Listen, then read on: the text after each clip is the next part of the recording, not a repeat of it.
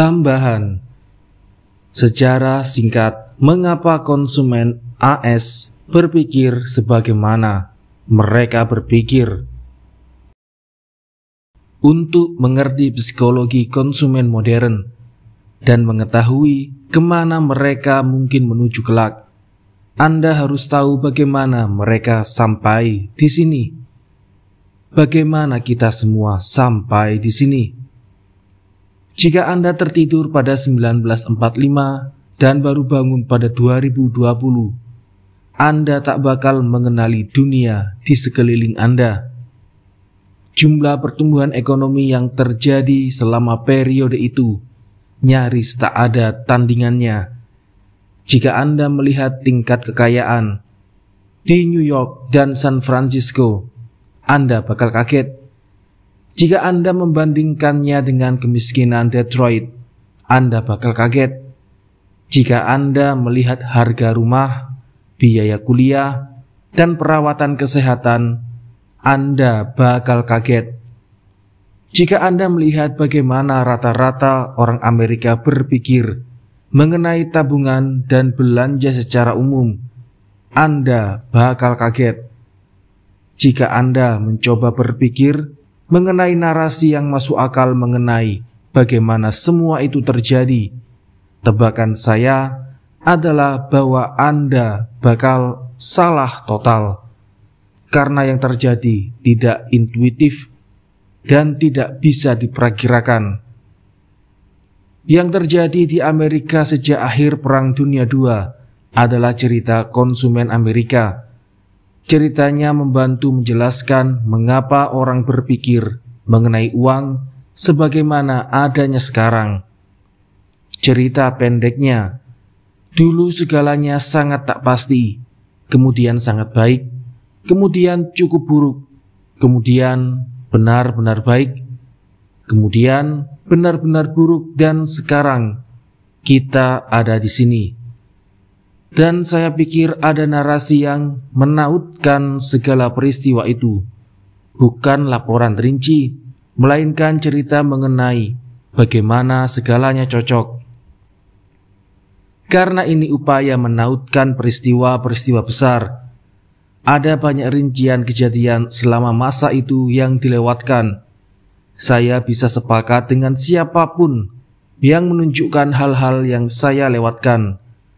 Tujuannya di sini bukan menjabarkan tiap kejadian, melainkan melihat bagaimana satu permainan mempengaruhi yang berikutnya. Beginilah cara konsumen modern muncul. 1. Agustus 1945, Perang Dunia II berakhir. Menyerahnya Jepang adalah hari paling bahagia dalam sejarah Amerika, tulis The New York Times. Namun ada pepatah, sejarah hanyalah satu kejadian sesudah kejadian lainnya. Kebahagiaan karena berakhirnya perang segera disusul pertanyaan, apa yang terjadi sekarang? 16 juta orang Amerika, 11% penduduk ikut perang. Sekitar 8 juta pergi ke luar negeri. Rata-rata umur mereka 23. Dalam 18 bulan semuanya kecuali 1,5 juta bakal pulang dan melepas seragam tentara. Kemudian apa? Apa yang akan mereka lakukan sesudahnya? Di mana mereka akan bekerja? Di mana mereka akan tinggal? Itu pertanyaan-pertanyaan paling penting pada masa tersebut. Karena dua alasan. 1, tak ada yang tahu jawabannya. 2, jika tidak bisa dijawab dengan cepat, skenario yang paling mungkin di mata banyak ahli ekonomi adalah bahwa ekonomi bakal kembali ke lembah depresi besar. 3 masalah sudah membesar selama perang. 1. Pembangunan rumah berhenti karena hampir semua kapasitas produksi dialihkan untuk membuat perbekalan perang. Tak sampai 12.000 rumah per bulan dibangun pada 1943. setara kurang daripada 1 rumah per kota di Amerika. Para serdadu yang pulang menghadapi kekurangan rumah yang parah.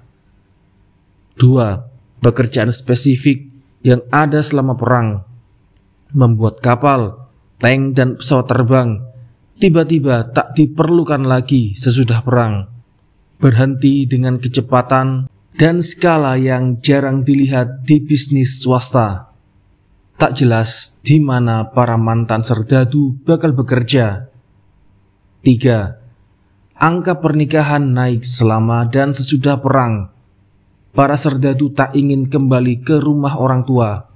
Mereka ingin berkeluarga di rumah sendiri dengan pekerjaan bagus segera. Itu membuat khawatir para pembuat kebijakan, terutama karena depresi besar masih belum lama berlalu, berakhir baru 5 tahun sebelumnya. Pada 1946, Council of Economic Advisors memberi laporan ke Presiden Truman, memperingatkan depresi berskala penuh akan terjadi dalam 1-4 tahun ke depan.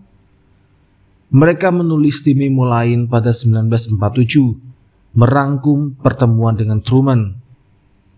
Boleh jadi kita ada dalam satu periode resesi ketika kita harus sangat yakin mengenai kepastian apakah kekuatan resesi bisa berisiko lepas kendali.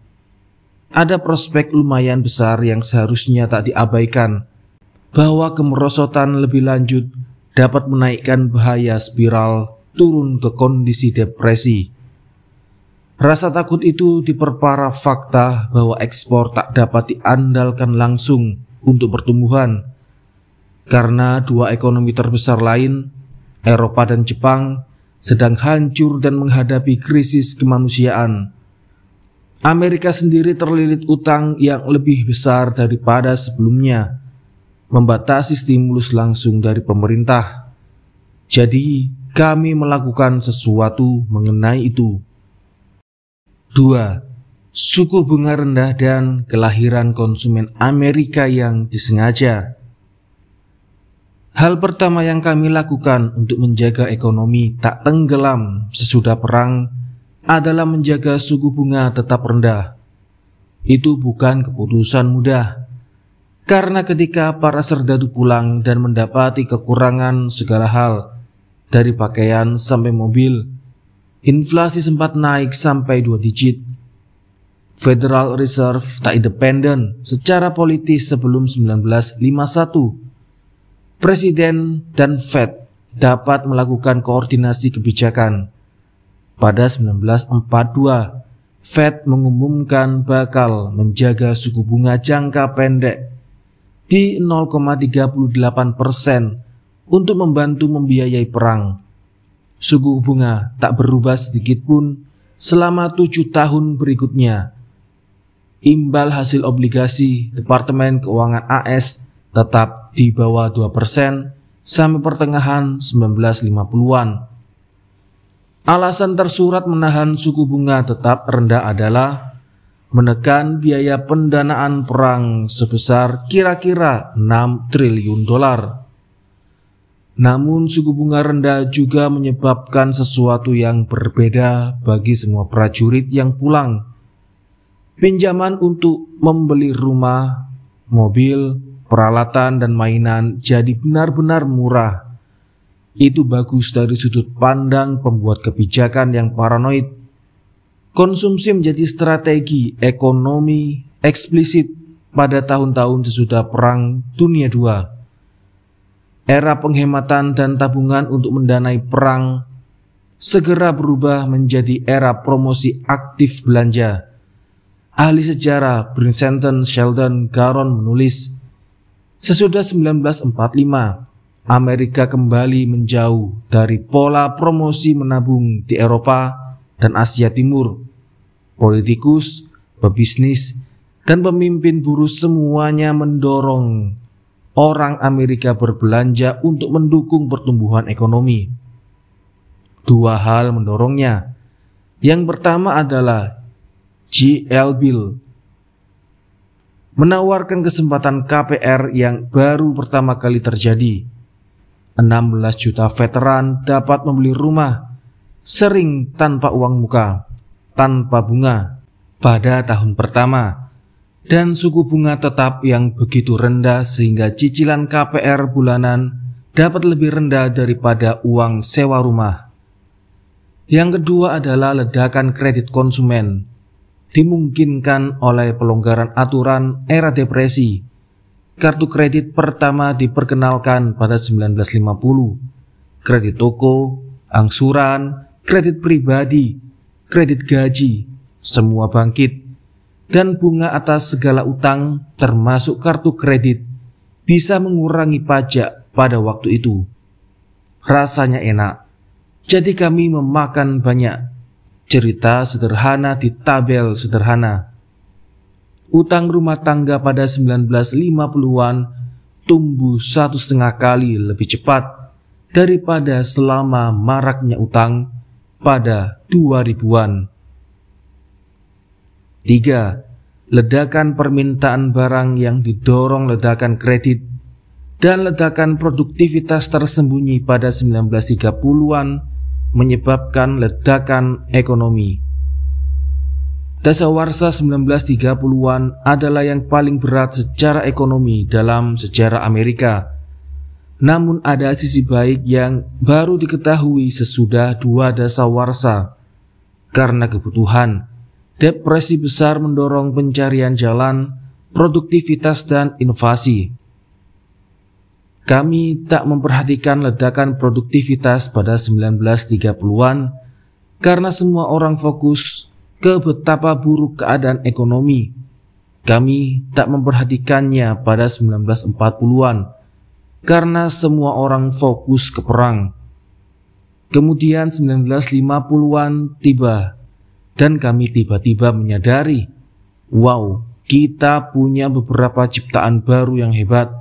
Dan kita sangat jago membuatnya. Alat rumah tangga, mobil, telepon, AC, listrik.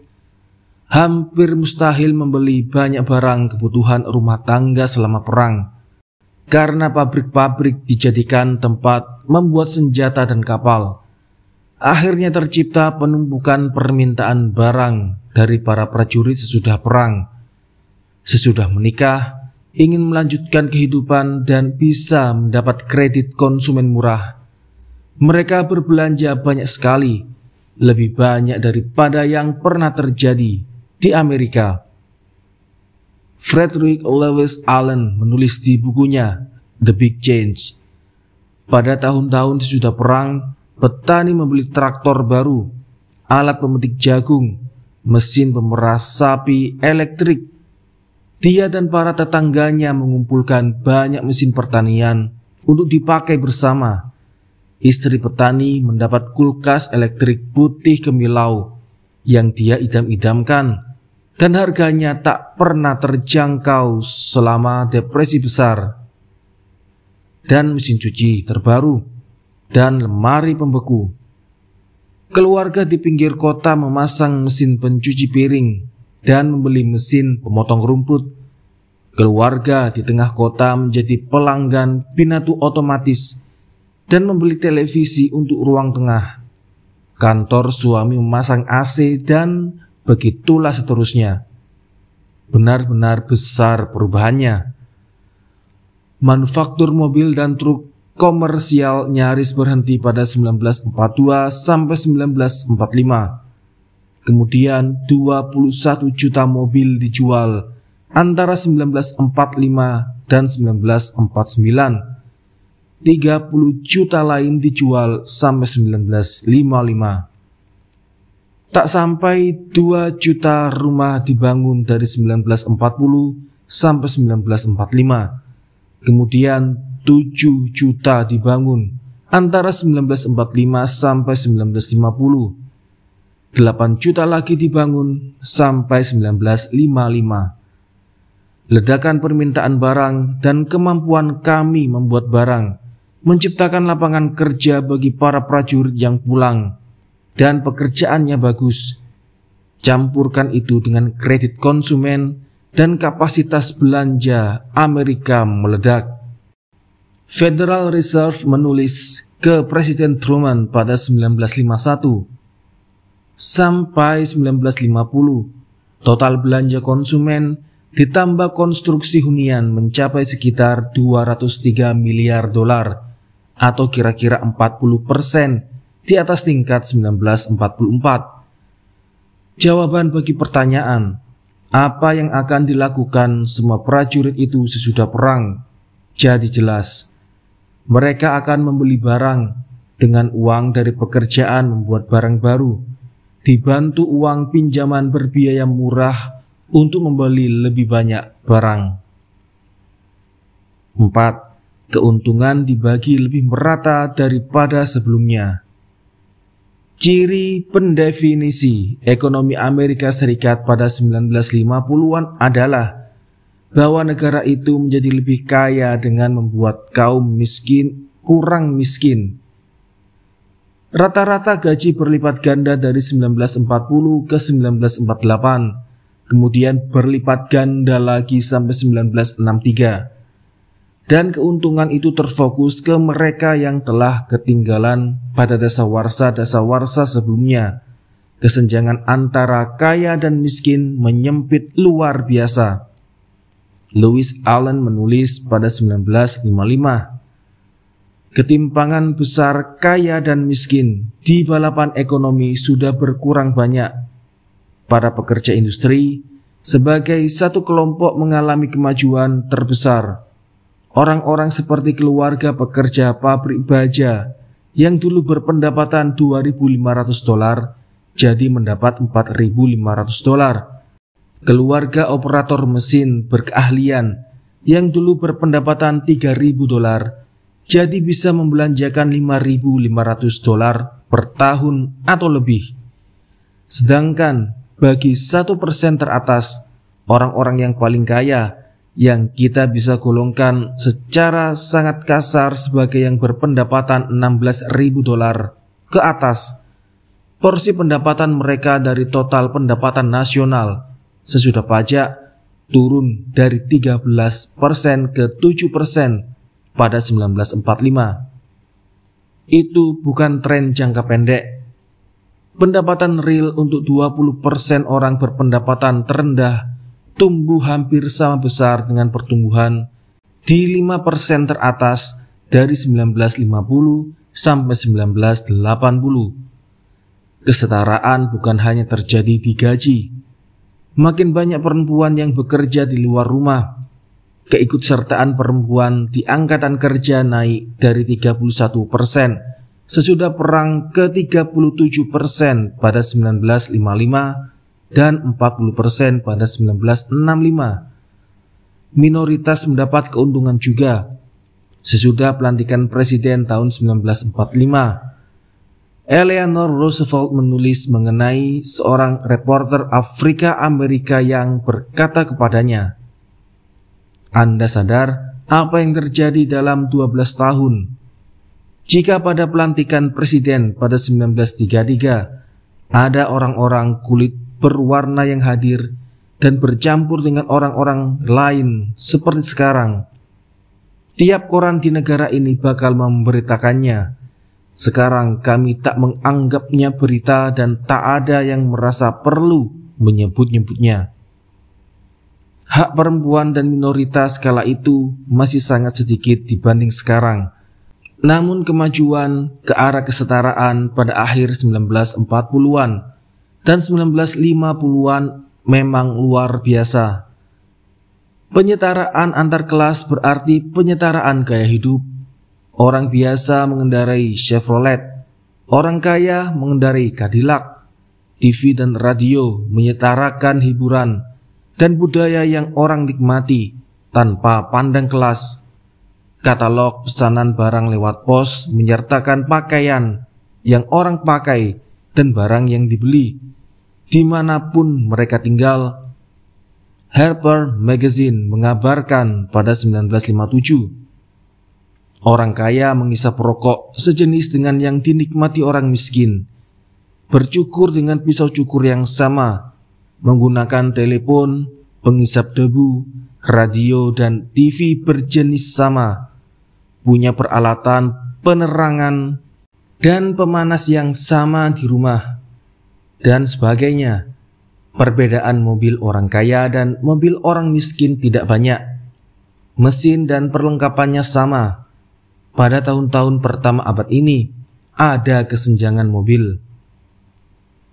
Paul Graham menulis pada 2016 mengenai bagaimana sesuatu sesederhana keberadaan hanya 3 stasiun TV memeratakan budaya.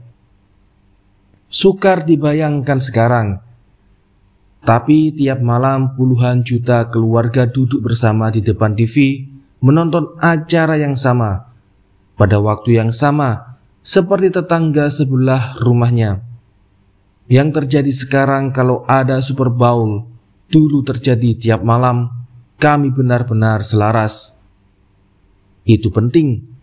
Orang mengukur kesejahteraan dengan membandingkan diri ke sesamanya. Dan dalam sebagian besar periode 1945 sampai 1950, orang punya banyak orang lain yang setara sebagai bahan perbandingan. Banyak orang, sebagian besar orang, hidup setara atau setidaknya tak jauh beda dengan tetangga di sekelilingnya. Gagasan bahwa kehidupan orang jadi setara seperti pendapatan mereka pada poin penting cerita yang nanti kita bahas lagi. 5. Utang naik tinggi, namun pendapatan juga, jadi dampaknya tak besar. Utang rumah tangga naik 5 kali lipat dari 1947 ke 1955 karena kombinasi budaya konsumsi baru, produk utang baru, serta suku bunga yang disubsidi program pemerintah dan dipertahankan rendah oleh Federal Reserve. Namun pertumbuhan pendapatan sangat kuat selama periode itu, sehingga dampaknya ke rumah tangga tidak buruk. Dan utang rumah tangga memang sangat rendah sesudah perang.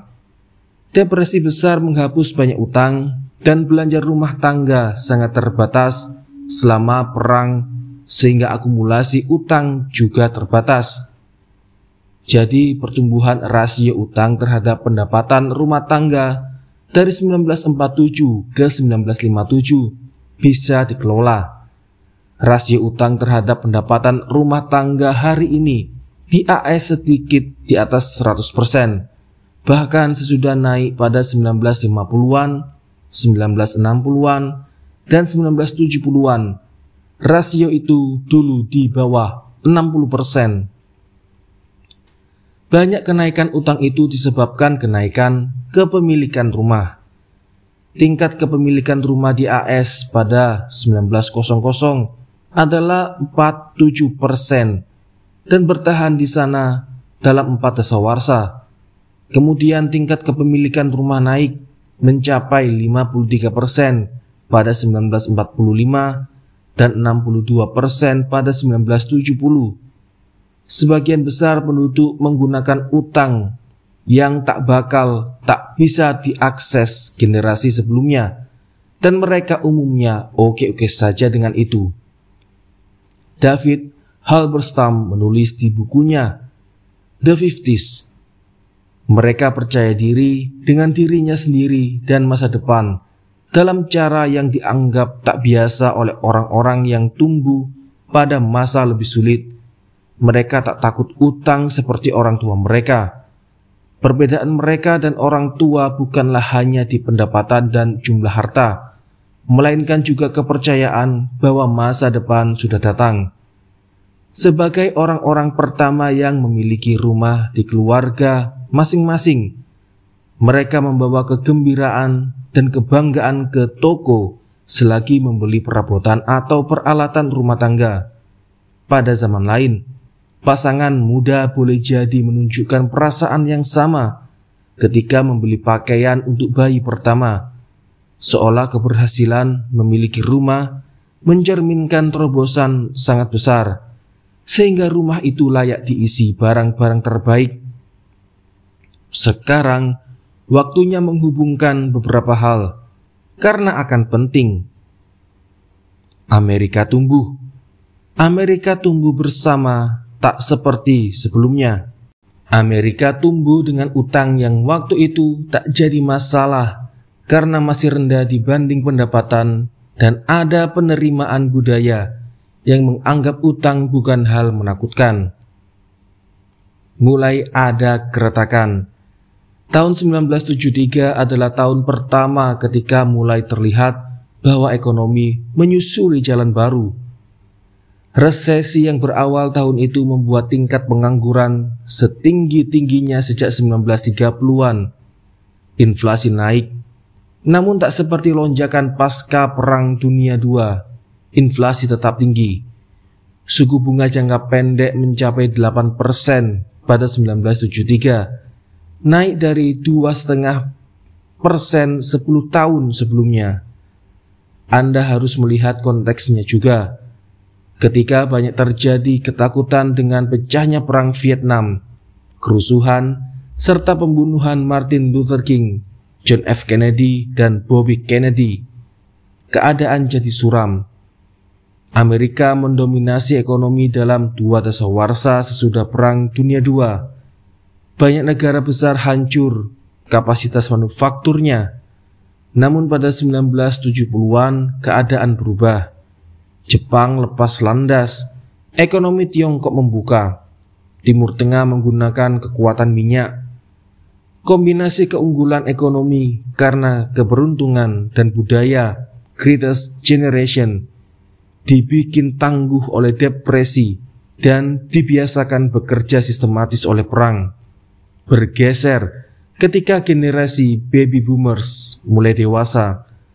Generasi baru yang berpandangan beda mengenai apa yang normal bertemu redanya angin pendorong ekonomi 2 dasawarsa sebelumnya. Segala dalam keuangan adalah data dalam konteks harapan. Salah satu pergeseran terbesar pada abad kemarin terjadi ketika angin ekonomi mulai bertiup di arah baru secara tak merata. Tapi harapan orang masih berakar di budaya kesetaraan pasca perang. Tak mesti kesetaraan pendapatan, walau itu ada. Namun kesetaraan gaya hidup dan harapan konsumsi. Gagasan bahwa seseorang yang pendapatannya di persentil ke-50 harusnya tak menjalani hidup yang sangat berbeda dengan seseorang di persentil ke-80 atau ke-90. Dan bahwa seseorang di persentil ke-99 hidup dengan lebih baik, tapi masih bisa dibayangkan oleh seseorang di persentil ke-50. Begitulah Amerika pada sebagian besar periode 1945 sampai 1980. Tak penting apakah Anda berpikir itu benar atau salah secara moral, yang penting itu terjadi. Harapan selalu bergerak lebih lambat daripada fakta. Fakta ekonomi pada tahun-tahun antara awal 1970-an dan awal 2000-an adalah bahwa pertumbuhan berlanjut, tapi menjadi lebih tak merata. Meski begitu, harapan orang terkait perbandingan gaya hidup dengan sesamanya tak berubah. 7. Pertumbuhan berlanjut, tapi berbeda dengan sebelumnya. Iklan kampanye Ronald Reagan pada 1984, Morning in America, menyatakan, "Pagi datang lagi di Amerika. Hari ini lebih banyak laki-laki dan perempuan akan berangkat kerja dibanding sebelumnya dalam sejarah negara kita.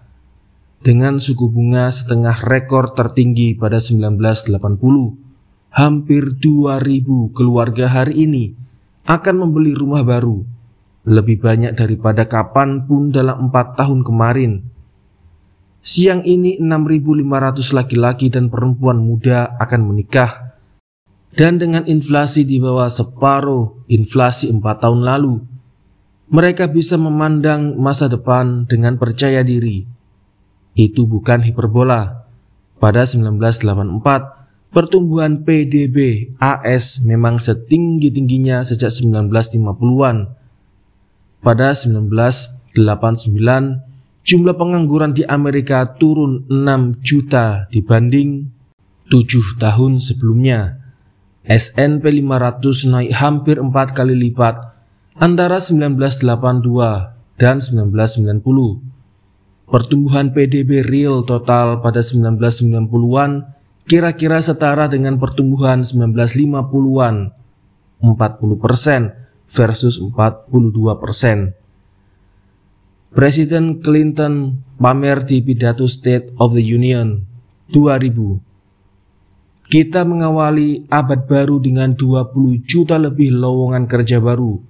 Pertumbuhan ekonomi tercepat dalam 30 tahun lebih. Tingkat pengangguran terendah dalam 30 tahun, tingkat kemiskinan terendah dalam 20 tahun, tingkat pengangguran terendah yang pernah tercatat di kelompok Afrika, Amerika, dan Hispanik, surplus berturut-turut untuk pertama kali sesudah 42 tahun, dan bulan depan Amerika akan mencapai periode pertumbuhan ekonomi terpanjang sepanjang sejarah kita. Kita telah membangun ekonomi baru. Kalimat terakhirnya penting, ekonomi baru. Perbedaan terbesar antara ekonomi periode 1945 sampai 1973 dan periode 1982 sampai 2000 adalah bahwa jumlah pertumbuhan yang sama masuk ke kantong yang berbeda. Barangkali Anda sudah mendengar angka-angka berikut, tapi tak ada salahnya diulang lagi. The Atlantic menulis, antara 1993 dan 2012, 1% teratas mengalami kenaikan pendapatan, 86,1%, sementara 99% terbawah hanya mengalami kenaikan pendapatan 6,6%. Joseph Stiglitz pada 2011. Sementara 1% teratas mengalami kenaikan pendapatan 18%. Pada dasawarsa kemarin, yang di tengah malah turun pendapatannya. Bagi orang lulusan SMA penurunannya besar, 12% dalam seperempat abad terakhir saja. Itu hampir kebalikan pemerataan yang terjadi sesudah Perang Dunia II. Mengapa itu terjadi adalah salah satu perdebatan tersengit dalam ekonomi, yang hanya kalah oleh perdebatan mengenai apa yang harus kita lakukan terhadapnya. Untungnya bagi diskusi ini keduanya tidak berpengaruh.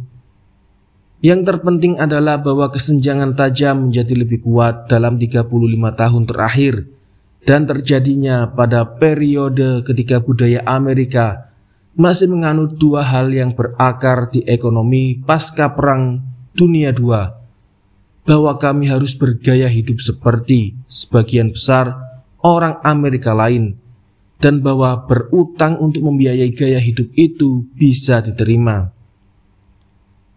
8. Rentangan besar. Kenaikan pendapatan sekelompok kecil orang Amerika membuat gaya hidup kelompok itu makin berbeda. Mereka membeli rumah lebih besar, mobil lebih keren, masuk sekolah lebih mahal, dan berlibur lebih mewah. Semua orang lain menyaksikan didorong industri periklanan Madison Avenue pada 1950-an dan 1990-an, lalu internet sesudahnya. Gaya hidup sebagian kecil orang Amerika yang jadi kaya dengan cara sah memperbesar cita-cita mayoritas orang Amerika yang pendapatannya tak naik. Budaya kesetaraan dan kebersamaan yang tumbuh dari 1950-an sampai 1970-an tahu-tahu berubah jadi persaingan dengan tetangga. Anda bisa lihat masalahnya sekarang.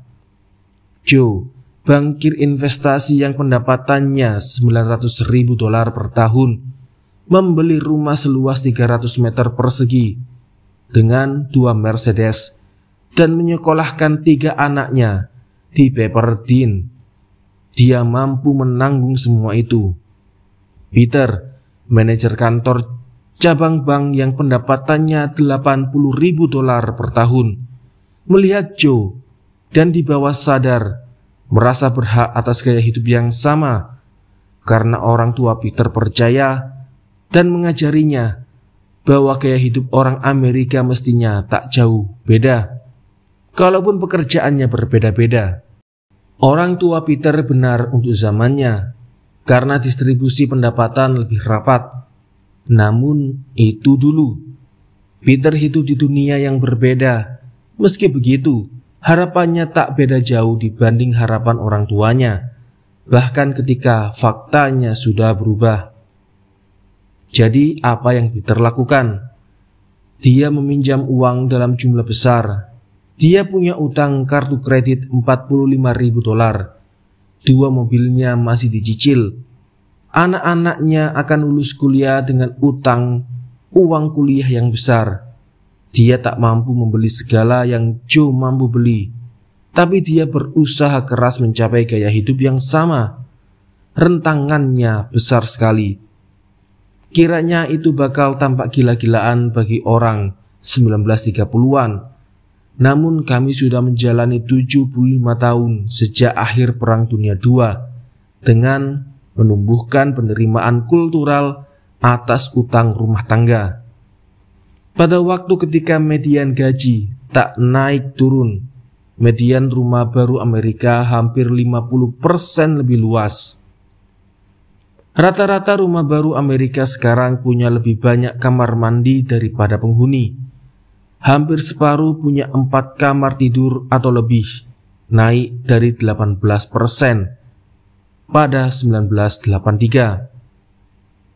Rata-rata kredit mobil disesuaikan dengan inflasi, naik melebihi 2 kali lipat antara 1975 dan 2003, dari $12.300 ke $27.900. Anda juga tahulah apa yang terjadi dengan biaya kuliah dan utang untuk membayarnya. Rasio utang terhadap pendapatan rumah tangga tak naik dari 1963 sampai 1973. Kemudian rasio itu naik dan naik dan naik dari sekitar 60% pada 1973 ke 130% lebih pada 2007. Bahkan ketika suku bunga turun dari awal 1980-an sampai 2020, persentase pendapatan yang dihabiskan untuk membayar utang naik dan makin besar di kelompok berpendapatan terendah. Porsi pendapatan untuk membayar utang sedikit di atas 8% untuk kelompok berpendapatan tertinggi, mereka yang mendapat hasil terbesar, tapi di atas 21% untuk yang berada di bawah persentil ke-50. Perbedaan antara kenaikan utang yang sekarang dan kenaikan utang yang terjadi pada 1950-an dan 1960-an adalah bahwa yang sekarang berawal dari dasar yang tinggi. Ahli ekonomi Hyman Minsky menjabarkan awal krisis utang saat ketika orang mengambil lebih banyak utang daripada yang bisa dilunasi. Itu saat yang buruk dan menyakitkan, ibarat tokoh kartun Wile E. Coyote melihat ke bawah, menyadari tidak ada dasar yang dia injak, lalu jatuh.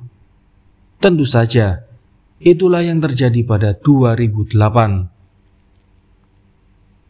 9. Sekali suatu paradigma menjadi mapan, sulit sekali membalikkannya.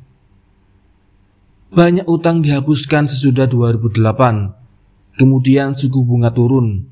Pembayaran utang rumah tangga sebagai persentase pendapatan sekarang berada di tingkat terendah dalam 35 tahun. Namun tanggapan terhadap 2008 meski diperlukan, mengulang beberapa tren yang membuat kami berada dalam keadaan ini.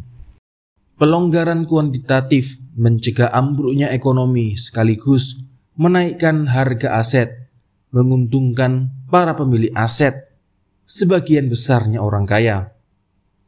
Fed menalangi utang korporat pada 2008. Itu membantu mereka yang memiliki utang, sebagian besarnya orang kaya.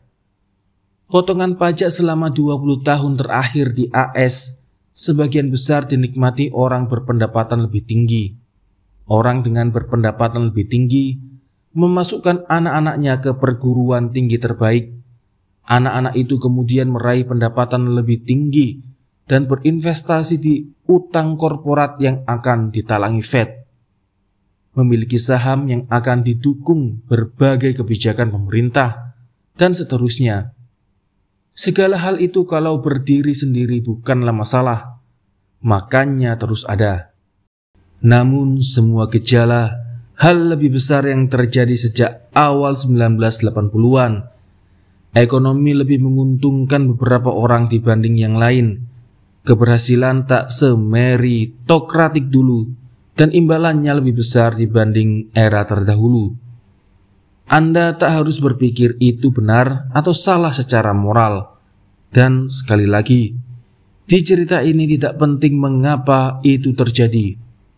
Yang penting adalah itu terjadi dan menyebabkan ekonomi bergeser dari harapan orang yang ditetapkan sesudah Perang Dunia II, bahwa ada kelas menengah besar tanpa kesenjangan sistemik, di mana tetangga sebelah rumah maupun di kota sebelah menjalani kehidupan yang cukup mirip kehidupan Anda. Sebagian alasan harapan itu bertahan selama 35 tahun sesudah bergeser dari realitas adalah karena rasanya begitu enak bagi banyak orang ketika valid. Sesuatu yang seenak itu, atau setidaknya berkesan enak, tak gampang dilepas. Jadi orang tak melepasnya. Mereka menginginkannya kembali. 10. Tea Party, Occupy Wall Street, Brexit, dan Donald Trump masing-masing mewakili satu kelompok yang berteriak, "Stop, saya mau turun." Rincian teriakan mereka berbeda-beda, tapi semuanya berteriak setidaknya sekali-kali. Karena keadaan tidak membantu mereka dalam konteks harapan pasca Perang Dunia II, bahwa keadaan harus bekerja setidaknya setara bagi semua orang. Anda boleh mencibir gagasan, mengaitkan kebangkitan Trump dengan kesenjangan pendapatan saja. Silakan. Hal-hal seperti itu selalu berlapis-lapis kompleksitasnya. Namun itu bagian penting alasan orang berpikir, saya tak hidup di dunia yang saya harapkan. Itu bikin saya marah. Jadi bodo amat, persetan dengan kamu. Saya akan perjuangkan sesuatu yang berbeda. Karena yang ini, apapun dia, tidak bekerja. Ambil mentalitas itu dan perkuat dengan kedahsyatan Facebook, Instagram, dan berita TV kabel, di mana orang makin mengetahui bagaimana orang lain hidup lebih daripada sebelumnya. Bensin bertemu api. Benedict Evan berkata, makin banyak sudut pandang baru yang internet sodorkan ke orang-orang, makin marah orang. Mereka menyadari pandangan yang berbeda. Itu pergeseran besar dari ekonomi pasca perang, di mana kisaran pendapatan ekonomi lebih kecil, karena kisaran hasil sebenarnya memang lebih kecil serta tidak mudah melihat bagaimana orang lain hidup dan berpikir. Saya tak pesimis. Ekonomi adalah cerita siklus. Ada yang datang, ada yang pergi. Tingkat pengangguran di AS sekarang paling rendah dalam beberapa puluh tahun. Gaji sekarang sebenarnya tumbuh lebih cepat bagi pekerja berpendapatan rendah dibanding orang kaya. Biaya kuliah boleh dikata berhenti bertambah sesudah dana hibah dipertimbangkan. Jika semua orang mempelajari kemajuan perawatan kesehatan, komunikasi, transportasi, dan hak sipil sejak 1950-an, tebakan saya adalah sebagian besar tak mau kembali ke masa lalu. Namun satu tema sentral cerita ini adalah bahwa harapan bergerak lebih lambat daripada realitas di lapangan. Itu berlaku ketika orang bertahan di harapan 1950-an selagi ekonomi berubah dalam 35 tahun sesudahnya. Bahkan jika kelas menengah mulai bangkit lagi hari ini, anggapan bahwa semua orang dirugikan kecuali yang ada di paling atas boleh jadi bertahan lama. Jadi, era ini tidak bekerja bisa bertahan, dan era kita perlu sesuatu yang benar-benar baru. Sekarang, apapun itu, bisa bertahan. Boleh dikata itu bagian hal yang mengawali peristiwa yang mengarah ke Perang Dunia II, awal ceritanya. Sejarah hanyalah satu kejadian sesudah kejadian lainnya.